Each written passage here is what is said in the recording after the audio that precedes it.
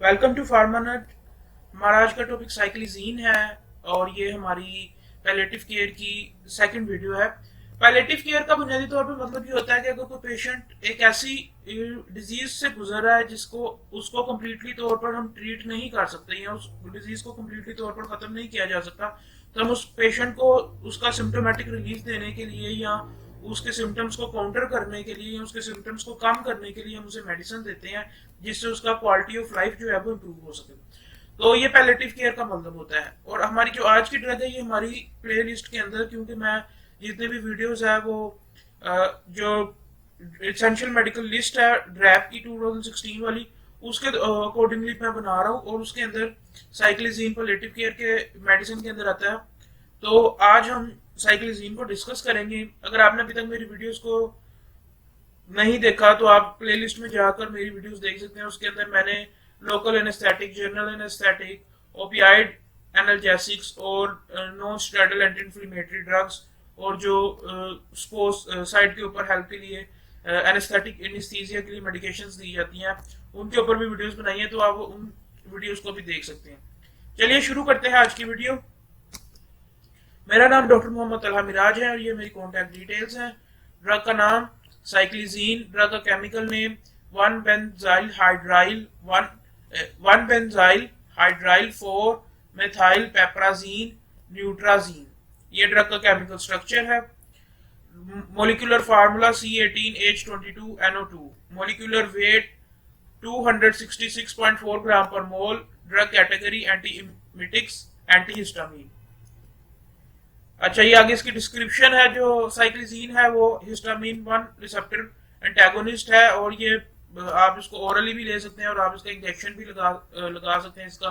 और ये post operative जो कंट्रोल होता है वोमिटिंग का, या कुछ ड्रग्स ऐसी होती हैं जो वोमिटिंग को इंड्यूस करवाती हैं या मोशन सिकनेस की वजह से जो वोमिटिंग आती है उसको कंट्रोल करने के लिए ये यूज होती है। और इसके अलावा कोलिनर्जिक और ये as cholinergic antagonist, central nervous system depressant, as a local analgesic भी यूज किया जाता है। और ये जैसा कि मैं आपको पहले बता चुका हूं कि ये हिस्टामिन 1 रिसेप्टर ब्लॉकर भी है या हिस्टामिन 1 रिसेप्टर एंटागोनिस्ट भी है। और साइक्लिजीन जो है वो 1947 के अंदर डिस्कवर हुई थी और इसको WHO की जो essential list of essential medicine है उसके अंदर भी ये मौजूद है। ड्रैप की एसेंशियल मेडिसिन की लिस्ट के अंदर भी ये मौजूद है। और ये जो पैलेटिव केयर के ड्रग्स ऑफ पैलेटिव केयर है उसके अंदर ये आती है, ड्रग के अंदर की जो लिस्ट है उसके अंदर। और ये साउथ और ये यूनाइटेड स्टेट्स के अंदर ओवर द काउंटर भी अवेलेबल है, पाकिस्तान में भी ओवर द काउंटर अवेलेबल है। और ये ओकेजनली जो है वो हाई प्रोड्यूस करने के लिए भी देती है। इसको नॉर्मली मेथाकोडोन के साथ या ऑक्सोकोडोन के साथ या अदर जो ओपियाइड्स है उनके साथ अगर इसको यूज किया जाए तो इससे एक हाई प्रोड्यूस होता है। ये ड्रग ऑफ अब्यूज भी है और ये साइकोएक्टिव इफेक्ट देती है अगर उनकी कॉम्बिनेशन में यूज किया जाए। अब इसके कंटेंट और डोजेज फॉर्म की बात करते हैं तो ये टैबलेट, सिरप और इंजेक्शन के अंदर अवेलेबल है। 25 mg, 50 mg टैबलेट, 12.5 mg पर 5 ml का सिरप और 50 mg पर ml का इंजेक्शन। अब बात करते हैं इसकी फार्माकोलॉजी की। जो साइक्लोजीन है ये पेपराजीन डेरिवेटिव है जैसा कि शुरू में आपको बताया था। और इसका जो histamine receptor blocker antihistamine activity है इसकी, इसके अलावा इसका जो प्रिसाइज मैकेनिज्म ऑफ एक्शन है वो हमारे पास अभी तक अननोन है। लेकिन ये सोचा जाता है या रिसर्च ये बताती है कि ये वेस्टिबुलर सिस्टम के ऊपर एक्ट करती है और कीमोरिसेप्टर जोन के ऊपर एक्ट करती है, जिसकी वजह से ये साइक्लिजीन अपना जो है वो एंटी कोलिनर्जिक इफेक्ट शो करती है और वोमिटिंग जो है वो क्योर हो जाती है। इसके मैकेनिज्म ऑफ एक्शन की बात की जाए तो ये रिड्यूस कर देती है सेंसिटिविटी ऑफ लैब्रिथीन रिसेप्टर। ये भी वेस्टिबुलर रिसेप्टर्स को ही, वेस्टिबुलर ऑपरेटर्स को ही कहा जाता है।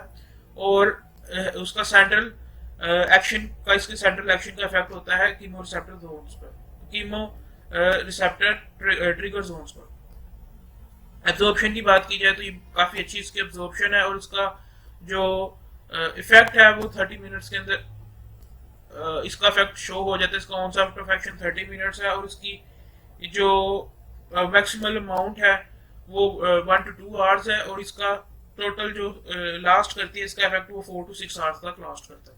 अगर हम इसकी डिस्ट्रीब्यूशन की बात की जाए तो ये सिंगल ओरल डोज है।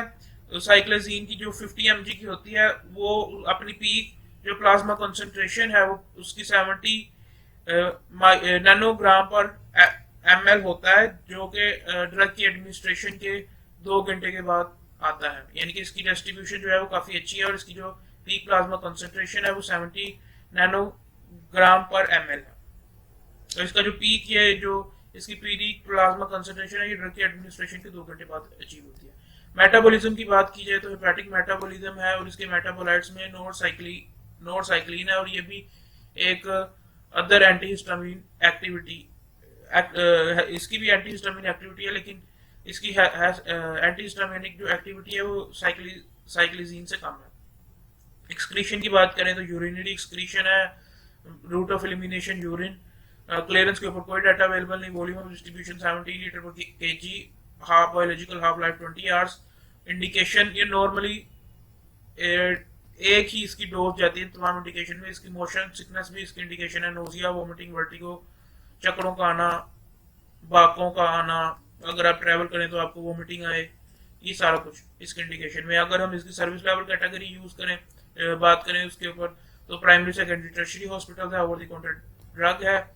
और डोजेज की बात करें अडल्ट और जीरियाट्रिक के अंदर ये nausea, vomiting, vertigo associated with motion sickness के अंदर ये जाती है। और इसकी जो डोजेज है वो 50 mg पर oral taken 30 minutes before departure. यानी कि अगर आप मूव कर रहे हैं तो आपको ये 50 mg की जो टैबलेट है वो आपको मूव करने से आधा घंटा पहले इस्तेमाल करनी है। और अगर आपको इफेक्ट दोबारा इसको इफेक्ट चाहिए हो तो आप इसकी 4 से 6 घंटे बाद इसको दोबारा यूज कर सकते हैं। और इसकी जो मैक्सिमम डोज है वो 200 mg पर डे हो, इससे ज्यादा मैक्सिमम डोज नहीं होनी चाहिए। और अगर हम पीड्स की बात करें, पीडियाट्रिक्स की, तो जो 6 साल से कम उम्र के बच्चे हैं उनको ये नहीं देंगे। लेकिन अगर 6 साल से ज्यादा का कोई बच्चा है जिसकी एज 6 से 12 साल है तो उसको 25 mg पर ओरल 3 टाइम्स अ डे देंगे। और इसकी जो टोटल डोज है वो 75 mg पर डे से ज्यादा नहीं होनी चाहिए। और अगर बच्चे की एज 12 ईयर से ज्यादा है तो इसकी 50 mg पर oral after every 30 minute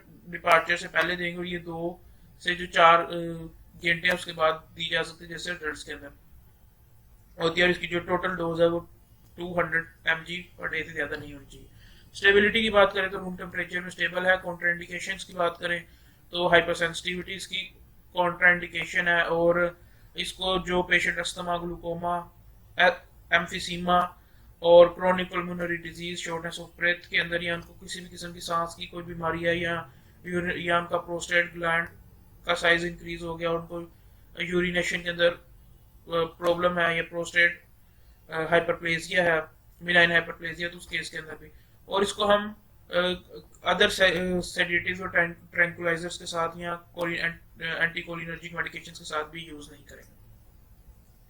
precautions की बात करें तो इसकी हाइपोटेंसिव इफेक्ट्स हो सकते हैं, इसलिए ध्यान से देनी चाहिए। और कंफ्यूजन और डेंजरस, और ये काफ़ी ज़्यादा कंफ्यूजिंग भी हो सकता है और डेंजरस भी हो सकता है पोस्ट ऑपरेटिव पेशेंट्स के लिए। और इससे समटाइम्स ड्रोजीनेस भी पैदा हो सकती है, इसलिए इसको अगर आप यूज़ कर रहे हैं तो आप इसको यूज़ करने के बाद गाड़ी मत चलाएं।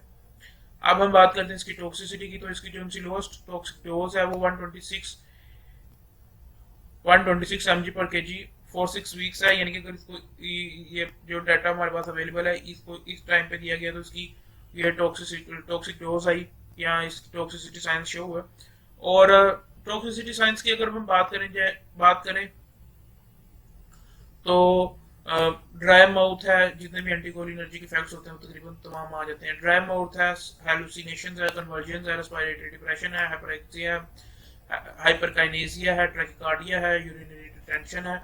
एंटीडोट की बात की जाए तो आप अगर किसी ने बहुत ज़्यादा ले लिया, वैसे तो ऐसा जिसका बहुत मुश्किल है कि कोई किसी पेशेंट के ऊपर इसका इफेक्ट है, लेकिन अगर कोई आदमी काफ़ी ज़्यादा अमाउंट में इसको ले लेता है और उसके ऊपर इफेक्ट भी आ जाता है तो उस केस के अंदर इसकी मैकेनिकल सपोर्ट, इसका एंटीडोट होगा कि रेस्पिरेशन को हम थ्रू मैकेनिकल सपोर्ट प्रोवाइड करेंगे। और इसको अगर कम टाइम हुआ है एडमिनिस्टर हुए तो चारकोल के साथ भी इसको ऑब्जर्व करवाया जा सकता है, इसीलिए उसको यूनिवर्सल एंटीडोट का भी कहते हैं चारकोल। और प्रेगनेंसी के अंदर एक्सेप्टेबल है, प्रेगनेंसी कैटेगरी बी है। लैक्टेशन के अंदर क्वेश्चन एडवाइस। अगर हम इसके ड्रग इंट्रैक्शंस की बात करें तो 267 इसके टोटल ड्रग इंट्रैक्शंस हैं, 7 मेजर, 257 मॉडरेट, 3 माइनर। मॉर्फिन और प्रीगैबलिन इसकी ड्रग इंट्रैक्शंस के एग्जांपल हैं। Adverse effect headache, dermatitis, nausea, urine retention. उसके बाद ड्रोजीनेस, जीरोस्टोमा, पोलीजूरिया, डायपोलोपिया। और अगर हम इसके ब्रांड नेम्स की बात करी जाए तो मैराजीन सबसे मशहूर इसका जो ब्रांड नेम अवेलेबल है, लेकिन आजकल मार्केट के अंदर साइक्लिजीन जो है वो अवेलेबल सच नहीं है। लेकिन इसके जो ये इसके मुख्तलिफ ब्रांड नेम्स है। मैराजीन इसमें सीरप, टैबलेट और इंजेक्शन फॉर्म के अंदर भी अवेलेबल है। और ना उसीन जो है वो सीजा इंटरनेशनल का है, वो उसका इंजेक्शन भी आता है 50 mg का, 50 mg पर ml। और ये इसके ड्रग रेफरेंसेस हैं, ये तमाम रेफरेंसेस है जहाँ से ये मैंने डाटा कलेक्ट किया। अगर आपको मेरी ये वीडियो अच्छी लगे तो आप इस चैनल को सब्सक्राइब करें।